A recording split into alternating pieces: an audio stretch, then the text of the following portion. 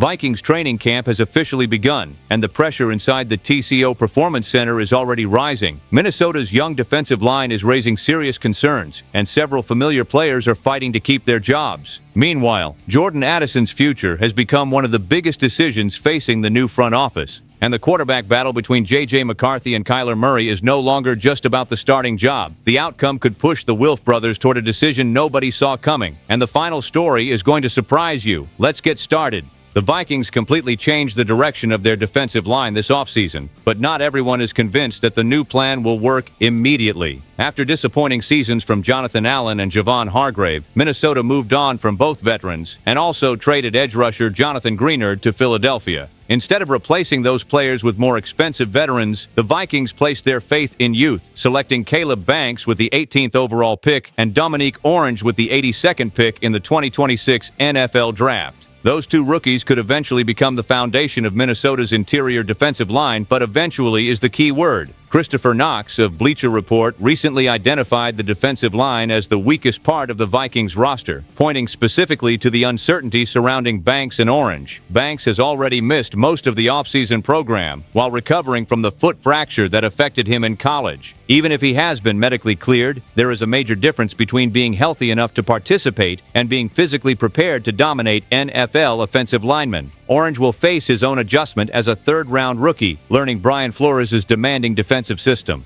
The Vikings still have a strong edge combination with Andrew Van Ginkel and Dallas Turner, but the concern is what happens between them. Minnesota may have to lean heavily on Jalen Redmond, Levi Drake Rodriguez, and Elijah Williams early in the season while gradually increasing the rookies' workloads. If Banks becomes healthy and Orange adjusts quickly, this supposed weakness could look completely different by the middle of the season. But entering camp, there are more projections than proven answers inside that room. That isn't the only defensive position carrying uncertainty. Austin Bundy of Fansided recently identified safety Theo Jackson as a potential roster bubble player after he entered last season as a starter.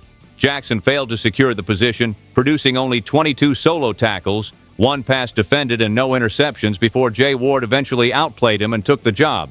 Jackson is currently listed near the top of the depth chart, but that won't protect him if the same problems continue during camp. Minnesota guaranteed him significant money in the extension he signed last year, so the organization will want a return on that investment. With the safety room lacking proven depth, releasing Jackson would be surprising, but his situation becomes much more vulnerable if Ward continues to rise or if one of the younger defensive backs forces his way into the conversation. Any serious trouble at safety will also immediately restart speculation about a possible Harrison Smith reunion.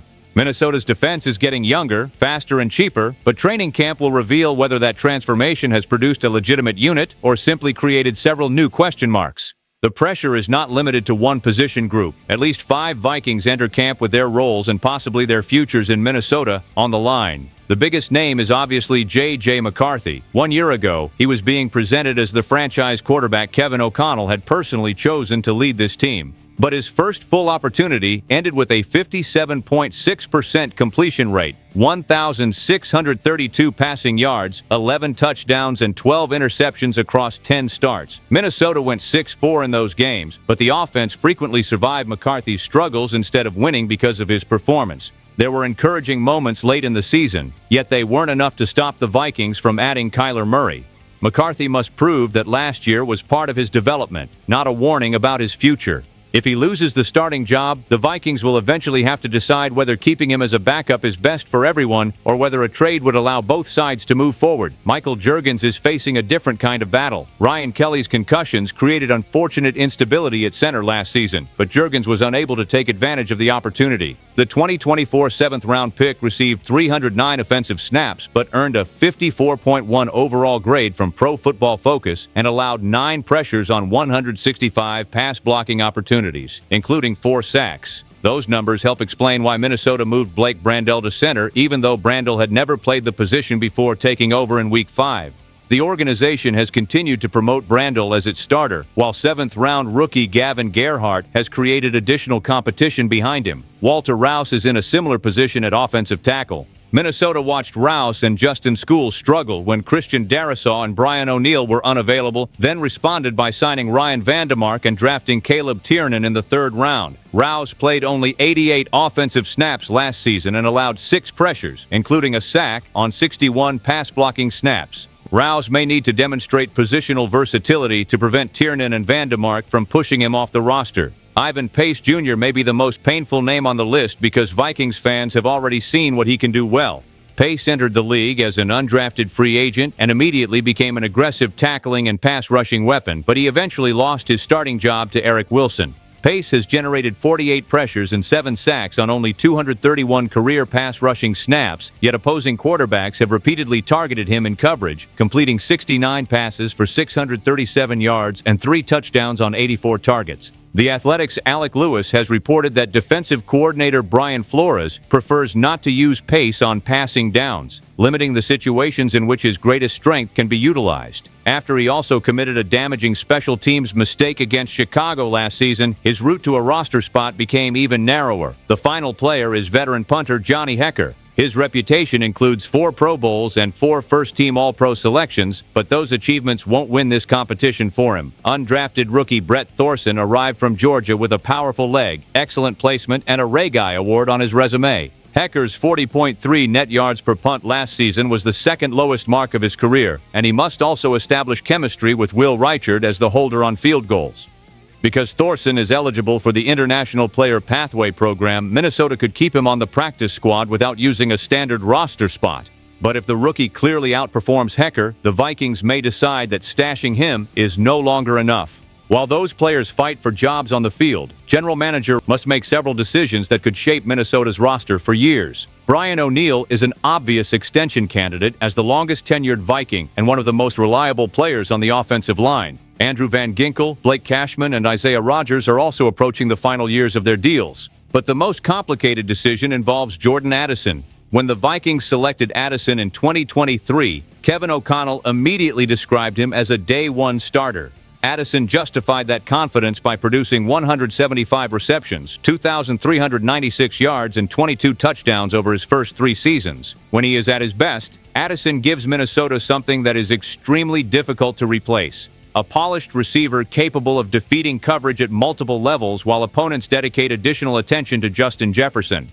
The problem is that Addison's production has moved in the wrong direction. After recording 70 catches for 911 yards and 10 touchdowns as a rookie, he fell to 63 catches, 875 yards, and 9 scores during an injury-affected second season. He then opened 2025 with a 3-game suspension and finished the year with 42 receptions for 610 yards and 3 touchdowns in 14 games. The decline cannot be separated entirely from Minnesota's quarterback problems, but it also cannot be ignored during a contract negotiation.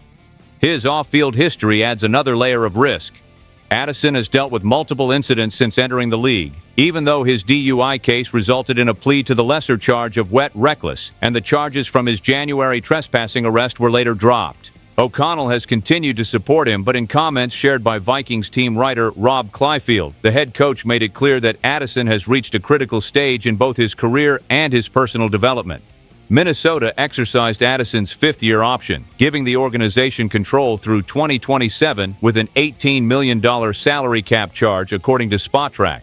That means the Vikings do not have to force an extension before the season. They can use this year to evaluate his production, availability, and maturity before committing long-term money. But waiting also carries risk. If Addison produces a huge season alongside more stable quarterback play, his price will climb. If he struggles or becomes involved in another incident, his trade value could collapse. Jawan Jennings is not a direct replacement, and finding another receiver who immediately complements Justin Jefferson would be difficult. Addison may be too important to lose, too talented to trade cheaply, and too risky to extend without seeing more. Training camp begins the evaluation, but the final answer may depend on everything he does during the 2026 season.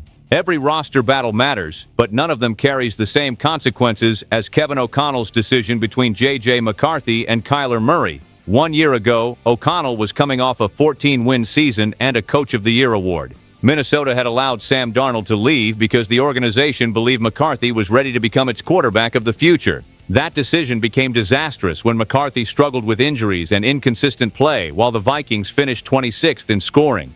The situation became even more painful when Darnold led Seattle's third-ranked offense and won a Super Bowl. O'Connell's reputation as a quarterback developer survived one disappointing season, but it may not survive a second major mistake at the position. This is why the competition cannot be judged as if both quarterbacks are beginning from the same place. Murray has already demonstrated a much higher baseline. During his healthy 2024 season, he threw for 3,851 yards, added 572 rushing yards, and produced a 93.5 passer rating. Pro Football Focus ranked him 12th among quarterbacks overall and 6th when operating from a clean pocket.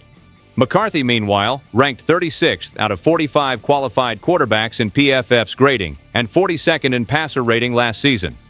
Murray must show that he can learn the system, play on schedule, and earn the trust of his teammates. It starts with accuracy. According to NFL Next Gen Stats, McCarthy finished with the league's third lowest completion percentage over expected, and too many routine throws became difficult catches or missed opportunities. McCarthy cannot rely on occasional spectacular throws while missing routine opportunities. He must also demonstrate complete command of one of the league's most mentally demanding offenses. Minnesota simplified the system late last season, with Aaron Jones even describing it as being dumbed down. O'Connell will not want to place those same restrictions on an offense featuring Justin Jefferson, Jordan Addison, Jawan Jennings, and T.J. Hockenson. McCarthy must also become a steadier presence regardless of what happens during practices or games. Even if McCarthy makes enormous progress, he still may need Murray to leave the door open. Simply distributing the football efficiently to Minnesota's weapons could be enough to win the job. Murray's challenge will be proving that he can operate within O'Connell's structure instead of abandoning the design and relying too heavily on his athleticism. O'Connell must also decide how long this competition should continue. Ending it too early could make the process look predetermined and damage the confidence of the quarterback who loses. Allowing it to last through the entire preseason could divide first-team repetitions and leave the eventual starter underprepared for the opener against the Green Bay Packers. O'Connell needs a firm internal deadline, even if he never announces it publicly. If O'Connell selects Murray and the offense returns to form, Minnesota could contend for the NFC North immediately, but McCarthy's future with the organization would become uncertain. If he chooses McCarthy and the young quarterback finally develops, the Vikings could secure a long-term answer at the most important position. But if O'Connell makes the wrong call and the offense collapses again, questions will no longer focus exclusively on the quarterbacks. They will focus directly on the head coach who chose them. Training camp will give Minnesota its first real answers. Caleb Banks and Domonique Orange must prove the defensive line is not the weakness everyone expects. 5 players are fighting to protect their roles, while Jordan Addison is competing for something even bigger, a long-term place beside Justin Jefferson. But the defining decision belongs to Kevin O'Connell. Choosing between J.J. McCarthy and Kyler Murray could determine the Vikings' season, McCarthy's future, and O'Connell's standing inside the organization. The talent to win is already on this roster. Now the Vikings must decide who they can trust when the pressure becomes real. Stay tuned. SKOL Vikings, let's go!